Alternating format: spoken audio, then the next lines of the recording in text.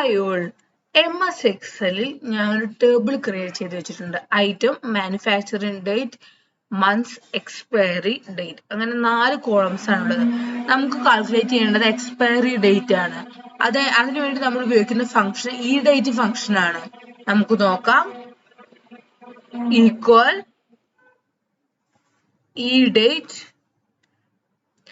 നോക്കൂ താഴെ സിൻടാക്സ് വന്നിട്ടുണ്ട്. ഫസ്റ്റ് ആർഗ്യുമെന്റ് സ്റ്റാർട്ട് ഡേറ്റ്, അതായത് മാനുഫാക്ചറിംഗ് ഡേറ്റ് അത് കൊടുക്കുന്നു, കോമ കൊടുക്കുന്നു, മന്ത്സ് കൊടുക്കുന്നു, ബ്രാക്കറ്റ് ക്ലോസ് ചെയ്യുന്നു, എന്റർ അമർത്തുന്നു.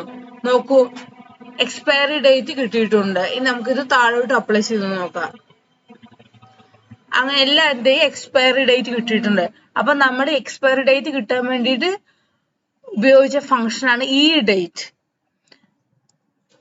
ഈക്വൽ ഈ ഡേറ്റ്, ഫസ്റ്റ് ബ്രാക്കറ്റ് ഓപ്പൺ ചെയ്യുന്നു, സ്റ്റാർട്ട് ഡേറ്റ് കൊടുക്കുന്നു, മന്ത് കൊടുക്കുന്നു, ബ്രാക്കറ്റ് ക്ലോസ് ചെയ്യുന്നു, എന്റർ അമർത്തുന്നു. എല്ലാവർക്കും മനസ്സിലായെന്ന് വിചാരിക്കുന്നു. എന്റെ വീഡിയോ ഇഷ്ടപ്പെടുകയാണെങ്കിൽ ലൈക്ക് ചെയ്യാനും ഷെയർ ചെയ്യാനും സബ്സ്ക്രൈബ് ചെയ്യാനും മറക്കരുത്. Thank you.